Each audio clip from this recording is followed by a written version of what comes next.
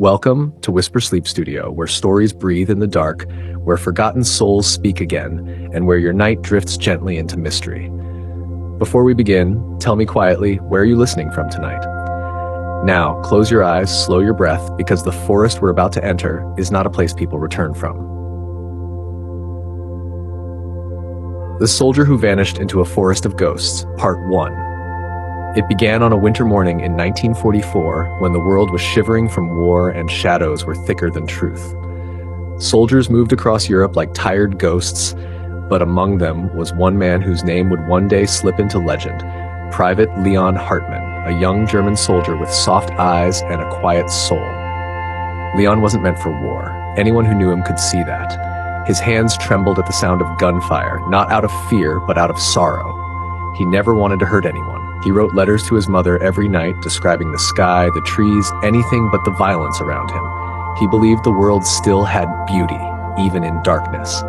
But the forest he would soon walk into would test that belief in ways no human mind should endure. Leon belonged to a small reconnaissance unit stationed near the remote Schwarzwald region, an ancient stretch of German forest whispered about for centuries.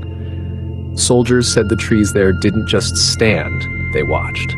They said the forest had swallowed entire battalions long before the war, leaving no bones, no gear, nothing but silence. Commanders dismissed the stories as superstition, but the older villagers near the outskirts told another tale. The forest does not kill, they whispered, it keeps. No one took those words seriously, not until Leon disappeared. It happened during a night patrol, a simple assignment. The goal was to confirm reports of enemy movement near the river. Leon's unit consisted of 5 men: Hartmann, Bauer, Strauss, Kappel, and their officer, Lieutenant Weiss. They moved quietly under a moon that looked pale and sick, as if even the sky was afraid. Snow sat fresh on the ground, muffling their steps and swallowing sound. Yet the forest felt awake, alert, almost breathing. Leon noticed it first, the strange hush. No birds, no wind, no distant artillery. Just an unnatural stillness that pressed against their skin like cold hands. As they reached the forest edge, Lieutenant Weiss raised a hand, signaling the men to stop. He glanced at his compass, his brow tightened. He tapped the compass, shook it, tapped again. "It's spinning," he muttered. Leon leaned closer. The needle was indeed swirling in circles, refusing to settle. Bauer gave a nervous laugh. Probably the cold. But Weiss didn't buy it. A soldier counts on 3 things: his training, his instincts, and his tools. And right now, one of those tools was acting like it wanted to lie. Still, orders were orders. They stepped into the Schwarzwald, and the moment they crossed the tree line, the air changed. Leon felt it. Thicker, heavier, carrying a faint scent of damp earth and something strangely sweet, like old flowers buried long ago. The snow here was untouched, pristine, untouched by animals or even falling branches. Strauss whispered, "It's too quiet," and he was right. Their breathing sounded louder than it should. Their footsteps echoed strangely, as if the forest were repeating each sound a heartbeat later. They walked deeper. Minutes, or maybe hours, passed.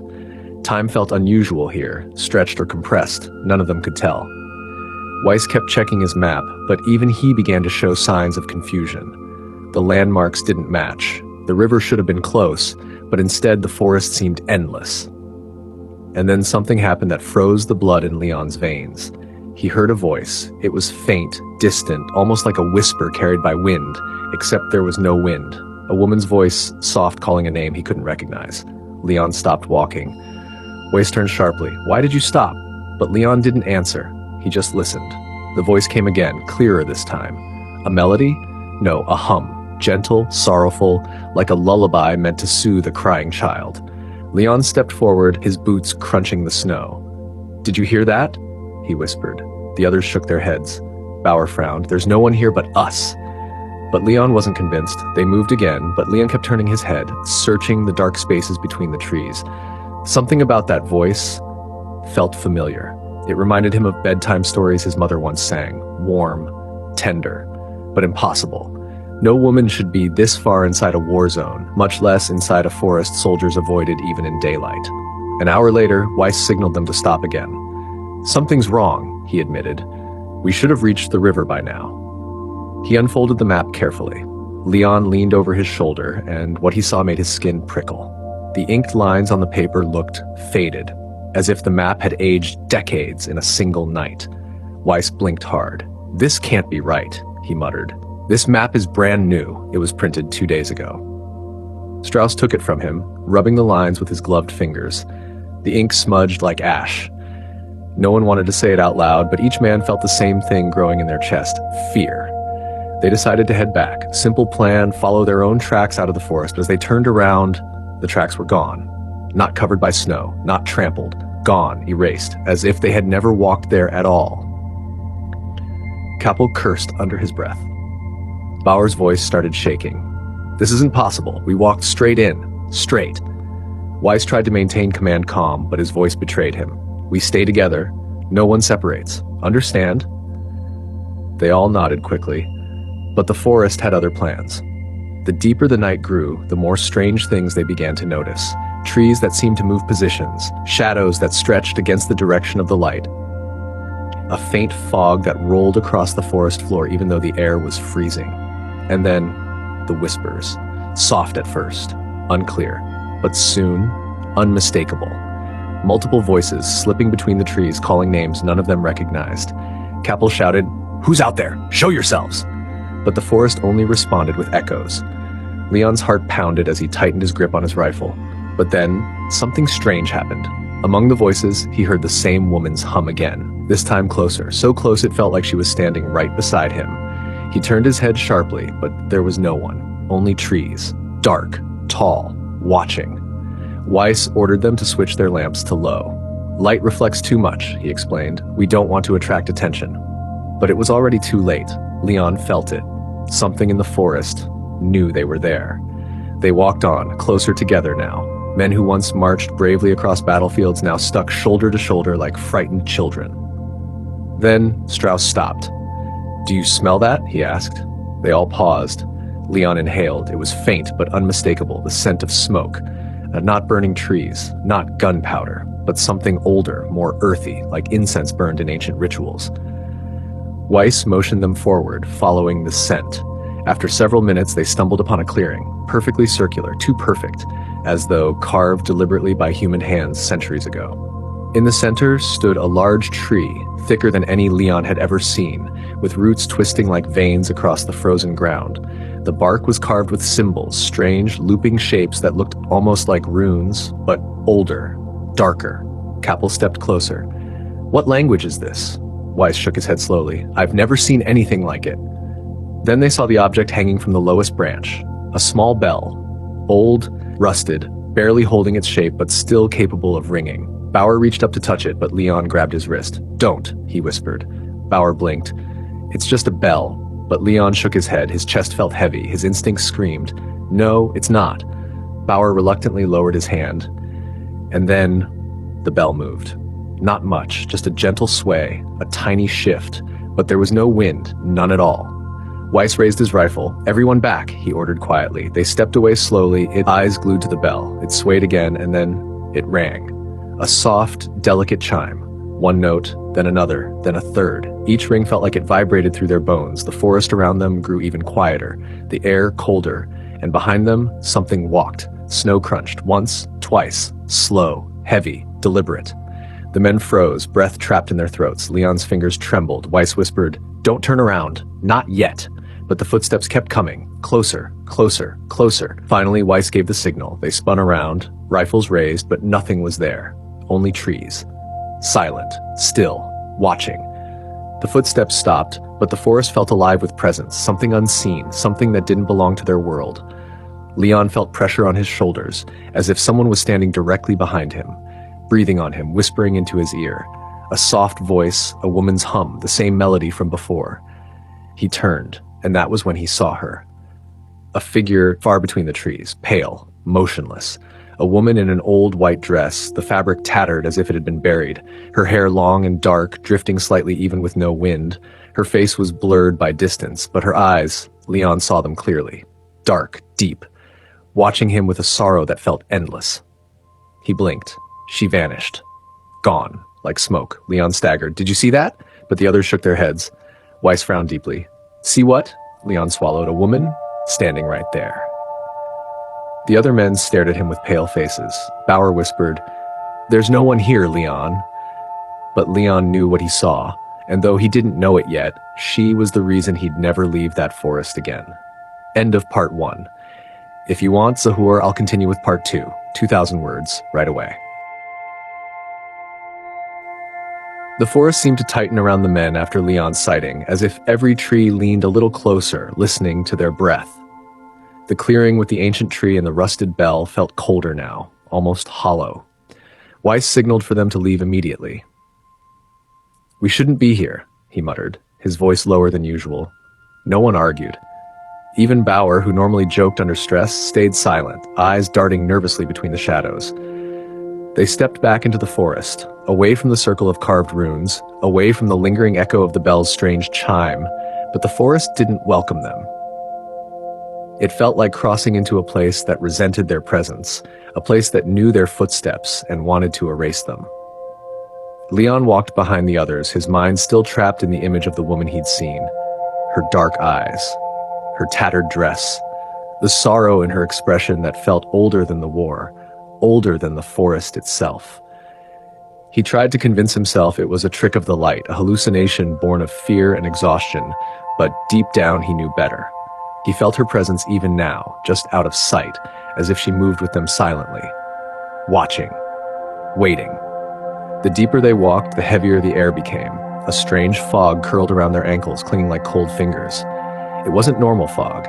It moved strangely, drifting against the direction of their steps, slipping between the trees as if it had a mind of its own. Kappel cursed under his breath. "This isn't natural." Weiss tried to ground them with logic. "It's just temperature inversion," he insisted, moisture rising from the ground. But even he didn't sound convinced. The fog was too thick, too selective, almost as if it followed only them. After half an hour of walking, Strauss stopped abruptly. "Hold on," he whispered. The men gathered around him. He pointed at the trees. "Do you recognize this? We've been here before." Weiss frowned.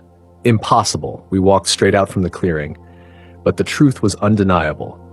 They were staring at the same enormous tree with the twisted roots and the runic carvings, and hanging from the lowest branch, swaying slightly though the air was still. The bell.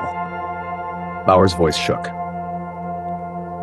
"We walked away from this place. How are we back here?" Weiss tried to steady his voice. "We must have taken a wrong turn." But Strauss shook his head vigorously. "We walked straight. I was counting steps. This isn't a mistake." Kappel's breathing became fast and shallow. "We're being led in circles, Lieutenant. This forest, it's not right." Leon stared at the bell again. It wasn't moving anymore. It hung perfectly still, almost frozen in the cold air. But Leon felt something pulling at him. Some instinct, some intuition he couldn't explain. As strange as everything felt, he sensed that this tree, this bell, this place was important, connected, like a center point in a maze designed to trap them. He felt eyes watching him again. He turned sharply, expecting to see the woman, but there was nothing. Weiss gathered the men. "We stay calm. Panic will kill us faster than anything here. We're soldiers. We will find our way." But his hands trembled as he unfolded the map again. The paper looked older now, the edges brittle. The ink had faded even more. The symbols representing the forest boundaries looked warped, as if the map itself was losing memory of what the land looked like. They decided to mark the trees this time, deep cuts with their knives, leaving clear scars in the bark as they moved. They walked for 10 minutes, 20, 30, but then they saw it. A marked tree. Their mark, deep, fresh, impossible to mistake. They had walked in a perfect circle again. This time no one spoke. The forest felt alive and aware, like it had turned itself into a labyrinth just for them, a shifting maze, a trap with no exit. Suddenly the fog around them thickened, rising up their legs, crossing their waists, swirling around their chests. It made the air damp and frigid, seeping into their coats. Weiss ordered them to stay close. They formed a tight line, walking shoulder to shoulder, forcing themselves forward through the thick, unnatural mist. Then, a whisper. Soft, barely audible. A woman's voice. Leon froze. He knew that voice. He'd heard it since entering the forest. The gentle, sorrowful hum, the lullaby that didn't belong to this world. Bauer heard something too. "Did you hear that?" he whispered. Strauss nodded slowly. Sounded like someone crying. The men pressed on, rifles up, lanterns dimmed. Then And the voice came again, clearer this time. A sob. A painful, drawn-out sob that echoed between the trees like the sound of a heart breaking in the dark. Leon felt his chest tighten. "She's close," he whispered without meaning to speak aloud. Weiss heard him and turned sharply. "Who is close?" Leon swallowed hard. "The woman, the one I saw earlier." Bauer's eyes widened. "Leon, there's no woman here. Stop thinking like that." But Leon shook his head slowly. "She's not attacking us. She's calling. It's like she wants something. Or she wants you to follow her," Strauss muttered grimly. His voice was barely more than a rasp. "And that's how the forest gets you." They moved forward cautiously, but the fog kept thickening until their visibility dropped to just a few feet. Their lanterns flickered. Capel cursed. "If we lose the lights, we're dead." Weiss ordered the men to conserve battery and keep the lamps close to the ground where the fog was thickest. But even the dim light struggled. It fought the darkness instead of illuminating it. As they walked, Leon felt the heavy pressure of someone walking behind them. He turned again. Nothing. But then, something happened that made every man stop breathing. Footsteps. Clear. Slow. Human. But not coming from behind. From all directions. Multiple sets of footsteps. Moving closer, the men formed a tight circle, rifles pointed outward. Weiss whispered, "Hold your fire unless you see a target." The footsteps grew nearer. Crunch. Crunch, crunch, spreading around them like a ring tightening. Leon's heart pounded. He gripped his rifle harder, sweat freezing on his palms. The fog shifted subtly, like shapes moving within it. Then, silence. Total silence, as if the forest itself was holding its breath. The fog thinned suddenly, as though something had inhaled deeply. And when the air cleared enough to see again, the soldiers realized they were not alone. Figures stood between the trees. Tall, still, shadowy silhouettes, just at the edge of sight. Dozens of them, maybe more. They didn't move, they didn't speak. They simply watched.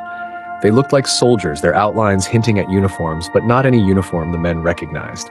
Some looked too old, some too recent, others mismatched, like fragments of different eras stitched together.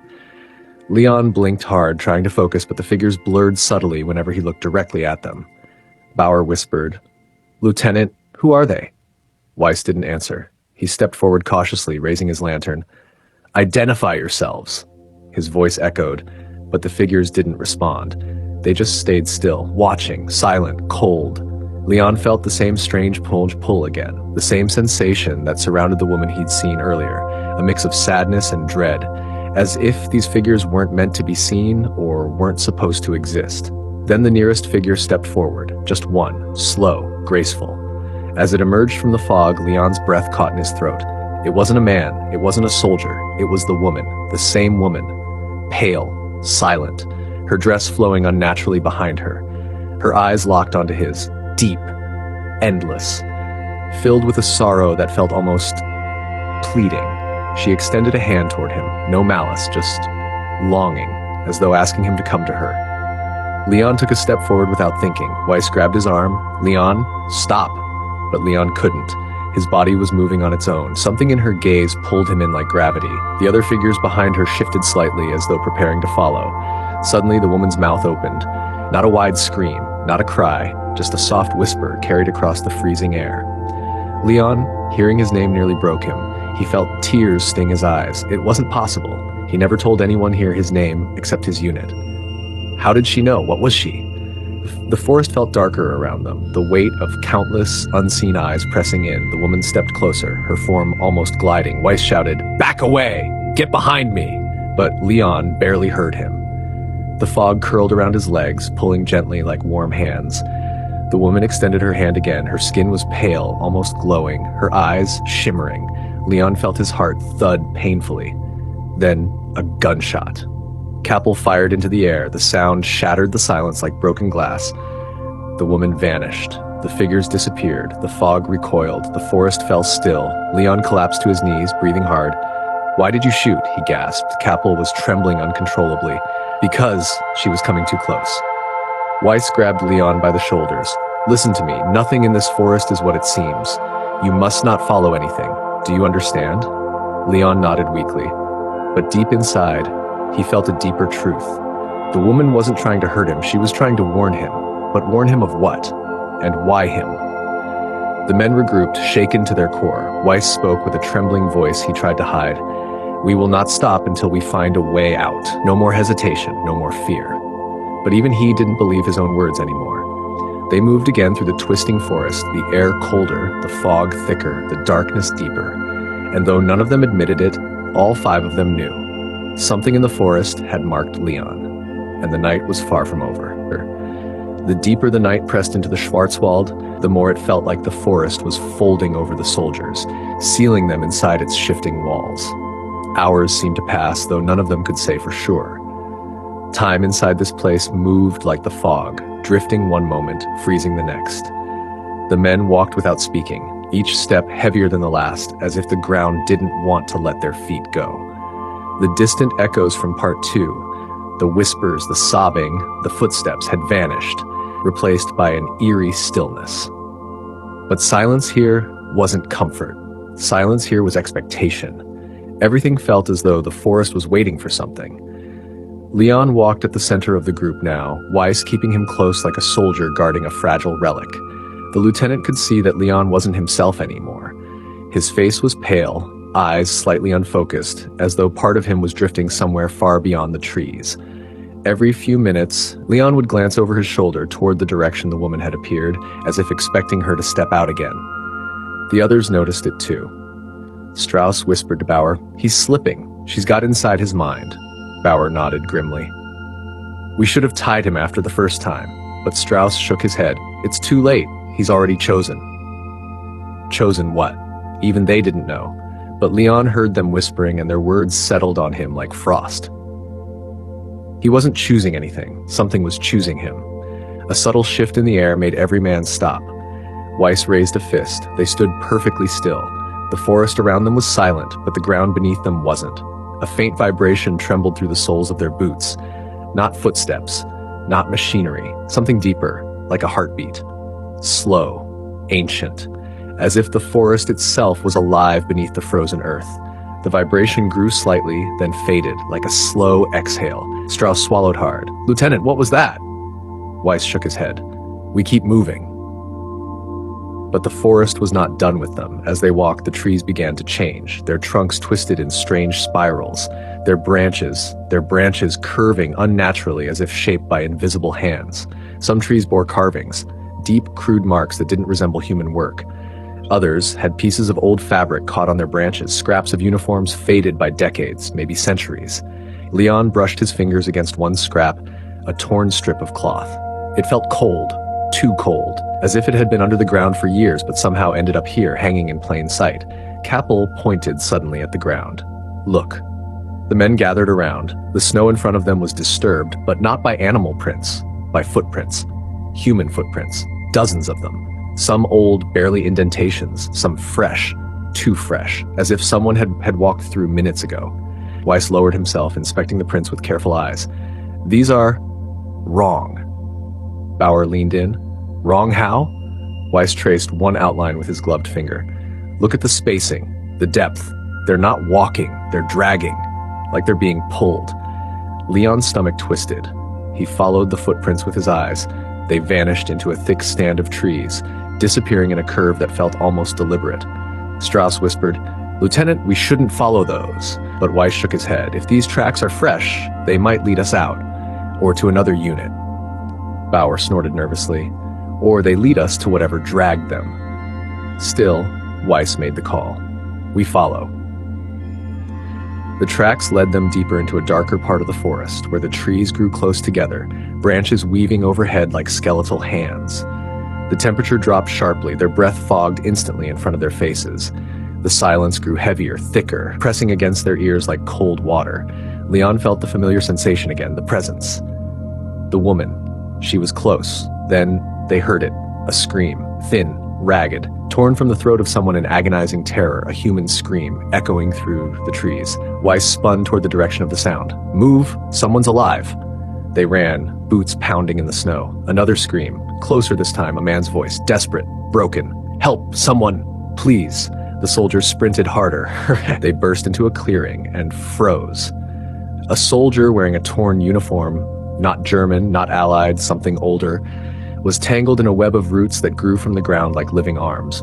The thick roots wrapped around his legs, waist, chest, pulling him toward the earth. He clawed at the ground, leaving long, ragged streaks in the snow. His face was contorted in pure terror. "Help me. Please don't let them take me." The men rushed forward, but the soldier screamed louder, "Don't touch the roots! They're alive!" Before he could finish, the roots jerked violently. The scream cut off instantly. The roots tightened like a snake constricting prey, and the man was dragged down, pulled into the earth in a single horrifying motion. Snow erupted, dirt sprayed upward, then the ground sealed, smooth, untouched. No hole, no sign the man ever existed. Bauer stumbled back. "What the hell?" Strauss dropped to his knees, staring at the snow. How is that possible?" Kappel backed away, shaking uncontrollably. "We need to get out. We need to get out now." Weiss was speechless for the first time since entering the forest. His face was gray, his eyes hollow. "We keep moving," he whispered, but even he wasn't convinced. Leon, however, wasn't looking at the ground. He was looking at the trees, and what he saw made his blood run cold. In the shadows behind the clearing, dozens of faces stared back at him. Pale faces, sunken eyes. Men in uniforms from different eras, French, British, Russian, even older, Napoleonic, Prussian. Soldiers who had marched into this forest across centuries and never walked out. Ghosts, silent, still, watching him. The woman appeared again between two trees, her form shimmering faintly in the cold air. She didn't move, she just stared, directly at Leon. Her eyes filled with warning, her mouth moved slowly, forming one silent word, "Run." Leon staggered back. "We can't stay here," he shouted. The others turned toward him. Weiss asked, "Why? What do you see?" Leon pointed, trembling. "They're coming." The men looked into the trees, seeing nothing, but they didn't need to see to feel it.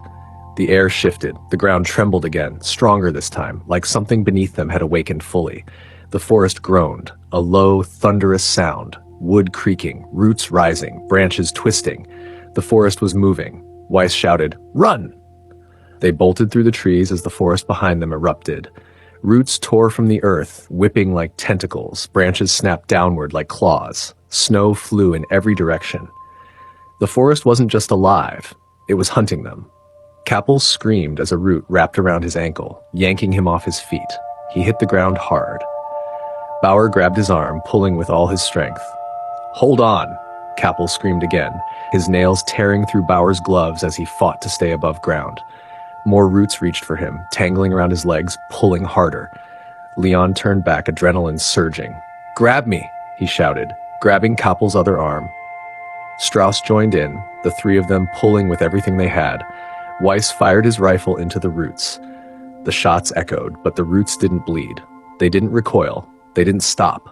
They tightened. Kappel's face twisted in horror. "Don't let them take me. Please!" The ground split under him. Snow collapsed. Roots engulfed his waist. Bauer screamed, "Hold on! Hold on!" But the roots jerked sharply downward and Kappel was ripped from their grip, pulled to the earth in a spray of snow. Silence. The ground sealed again. 4 men remained. Bauer collapsed to his knees, sobbing. Strauss stared blankly at the snow. Weiss looked lost, broken. We can't fight this." Leon wasn't looking at the ground. He was staring into the forest. The woman stood there once more, closer now, her face clearer, her eyes glowing faintly. She raised a hand and pointed. Not at them, at a direction, a path, a faint corridor between the trees, barely visible where the darkness seemed thinner. Leon whispered, "She's telling us where to go."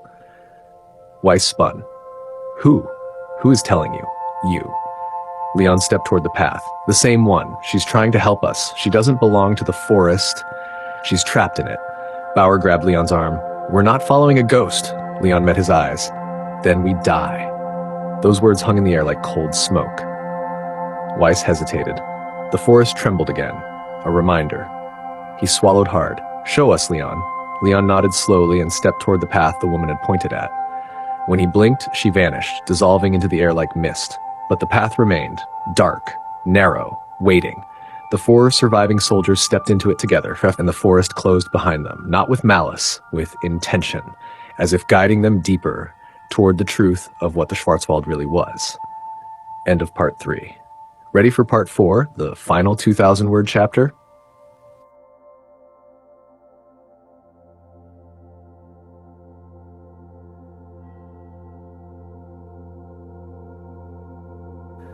The forest seemed to breathe that night, as if every leaf, every drifting curl of fog, every branch reaching down from above was aware of my presence. The air felt colder than it should have been, colder than the season allowed, colder than anything I had felt since stepping into this place. I moved slowly, one step at a time, because the silence here wasn't an absence of noise, it was a presence, a watching, a waiting. Like something ancient had opened its eyes, curious why I had returned, curious why I was daring to follow the path that had taken Marcus Bauer more than 70 years ago. My flashlight flickered again, the weak beam carving shapes out of the dark mist, and every shadow looked as though it were hiding a person, a soldier, or Marcus himself.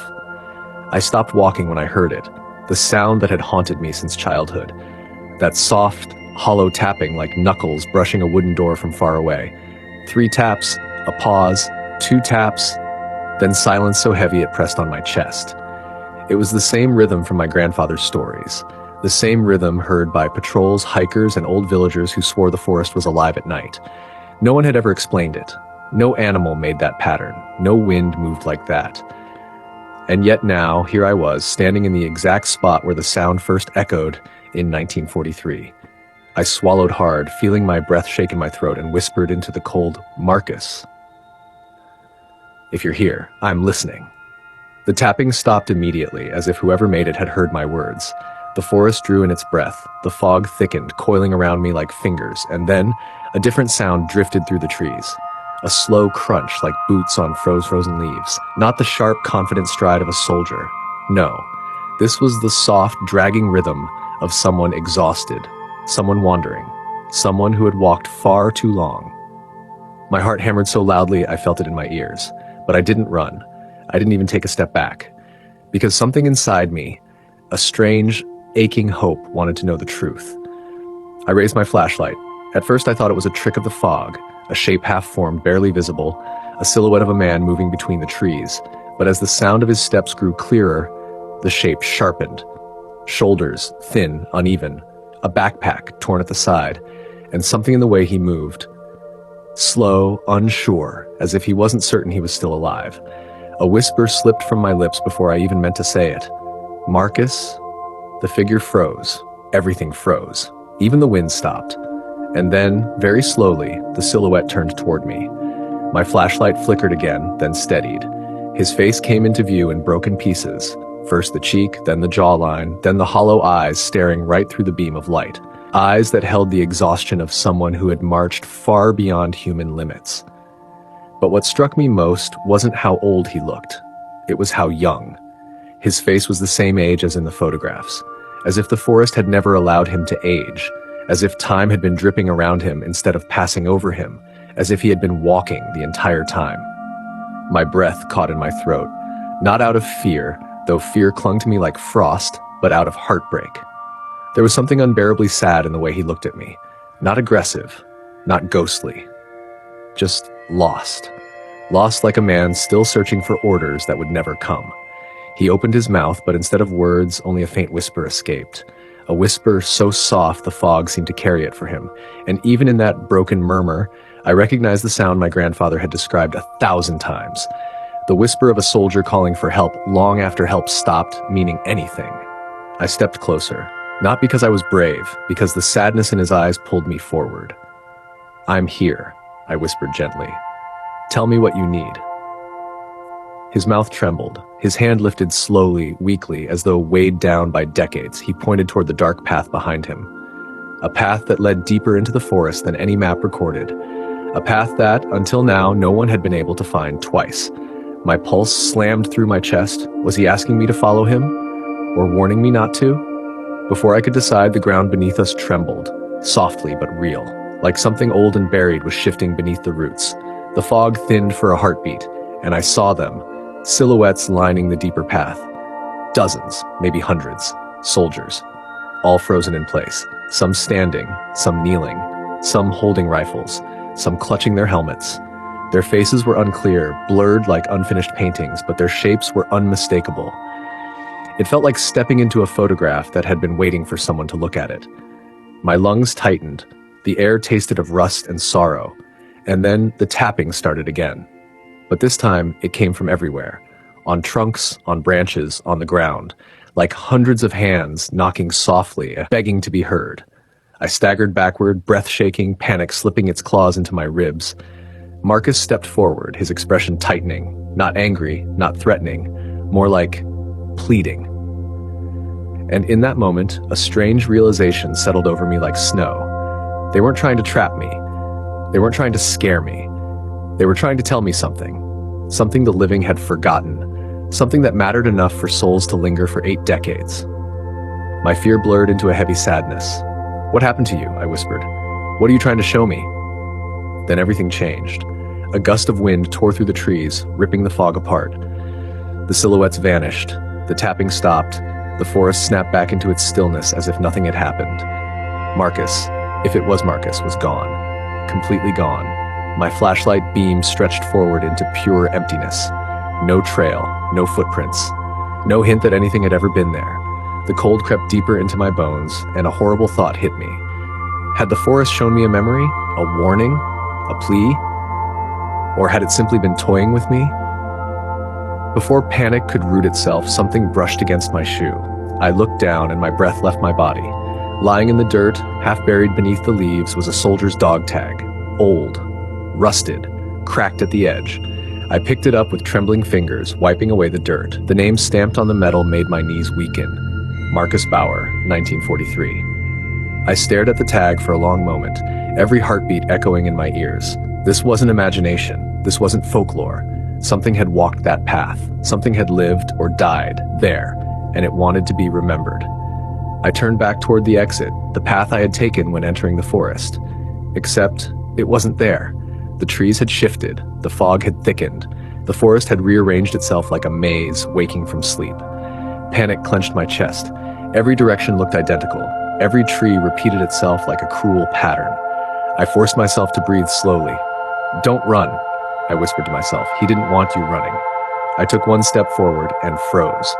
A figure stood between the trees again, but this time it wasn't Marcus. It was taller, broader, shoulders rigid, wearing a uniform darker than the others. Not German, not Allied. Something older, something wrong. He didn't move, didn't breathe, just stood there watching me with eyes that looked carved from stone. The forest around him seemed to dim, shadows pulling toward him like gravity. Every instinct in me screamed to run, but my feet stayed frozen. The figure lifted a hand, slow, heavy, and pointed toward the left. A silent command, a direction, a warning. I didn't question it. I turned left and walked, pulse racing, the dog tag clenched in my hand. The fog parted just enough to reveal a faint trail.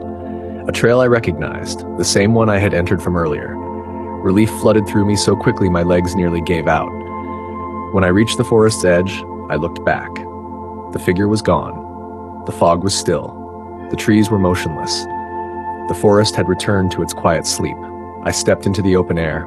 The heaviness lifted from my chest. The night sky above looked clearer than it had in hours. And for the first time since entering the forest, I felt safe.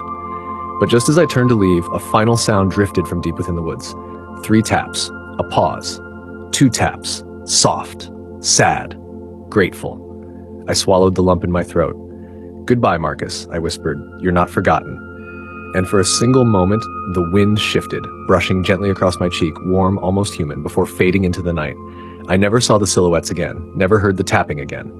But I kept Marcus Bauer's dog tag, and sometimes when the night is very quiet, when the world feels still, I swear I feel that same warm wind pass behind me.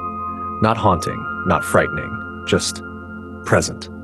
As if a tired soldier is still walking beside me, finally at peace, finally remembered.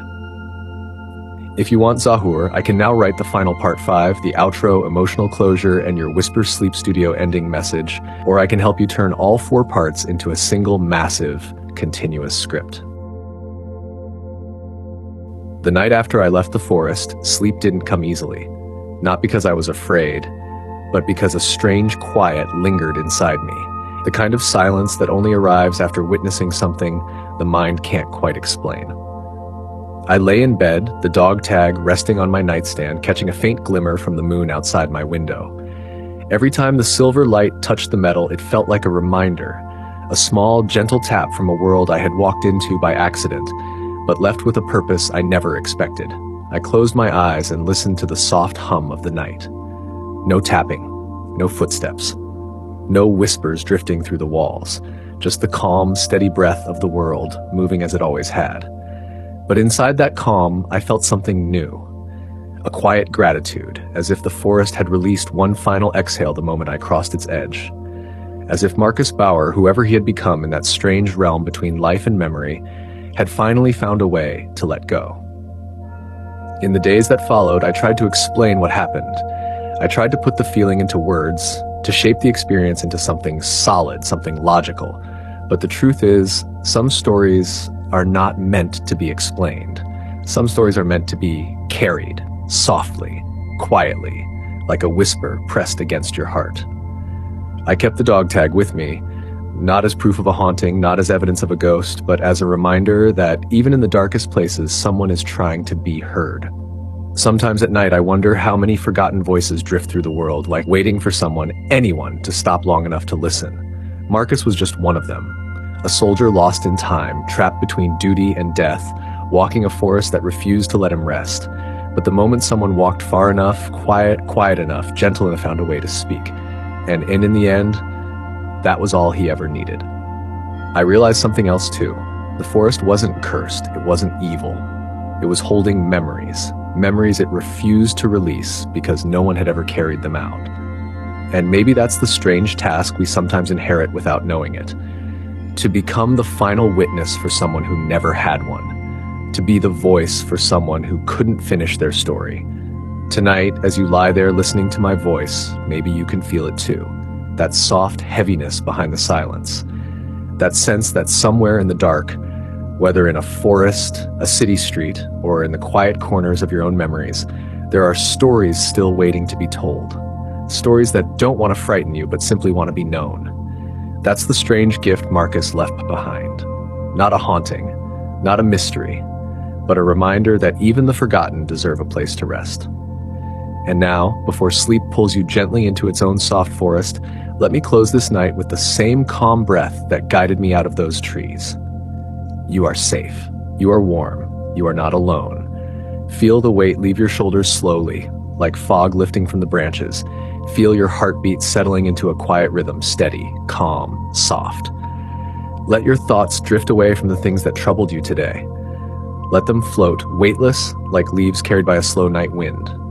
You've done enough, you've walked far enough, you've listened, and you've breathed, and now, this is your moment to rest. If Marcus could speak now, I think he'd whisper something simple, something peaceful, something like, "Thank you," because in listening to his story, you gave him what time never did, an ending. And now, as your eyes grow heavier, as your breath becomes slower, let me guide you to the last soft notes of this night. This has been Whisper Sleep Studio, a place where forgotten stories find their rest, and where you too can slowly drift into yours. If this tale held you, comforted you, or carried you gently towards sleep, you're welcome to return anytime. Before you close your eyes fully, tell me, quietly, softly, where are you listening from tonight? And whenever you're ready, whenever the world finally fades to stillness, good night, dear soul. Sleep deeply, sleep safely, sleep in peace.